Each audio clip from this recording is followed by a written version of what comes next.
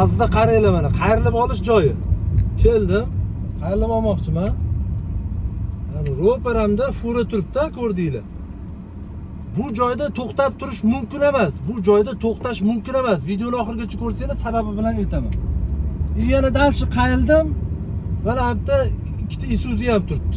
Aslida videoni ko'rdinglar, bu vaziyatda o'z yuk mashina haydaydigan haydovchilar yaxshi bilishligingiz kerak.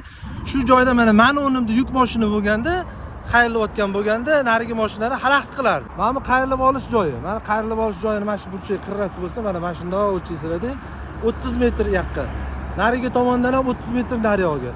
Narigi burchakdan yoqqa 30 metr, bu burchakdan bu yoqqa 30 metr. Shu 30 metr oralig'ida to'xtash taqiqlanadi. Qoidabuzarlik hisoblanadi. Mana bu orasida ham to'xtash mumkin emas. Bitta misol keltiraman. Mana razvorot belgisi turibdi. Haydovchilar bundoq kelishadi, mana shundan qayrilib olishadi. Ikkita-uchta mashina turib qoladigan bo'lsa, bir sidirg'i chizig'i turibdi mana bu yerda. Bu yoqdan kelayotgan haydovchilar o'rta bo'lagiga o'tishadi, bundoq kelishadi. Endi qaranglar. Mahmud Zaynat bo'lgandan keyin mana bitta mashina tursa, o'rtada bitta bo'lak ochiq qoladimi? Bu xavfli hudud hisoblanadi. Kanalga podpiska bosinglar, videoga like bosib, yaqin eliga, do'stinglarga tarqatib qo'yinglar. Kerakli ma'lumot o'zingiz uchun foydali bo'ladi. Sog' bo'linglar, salomat.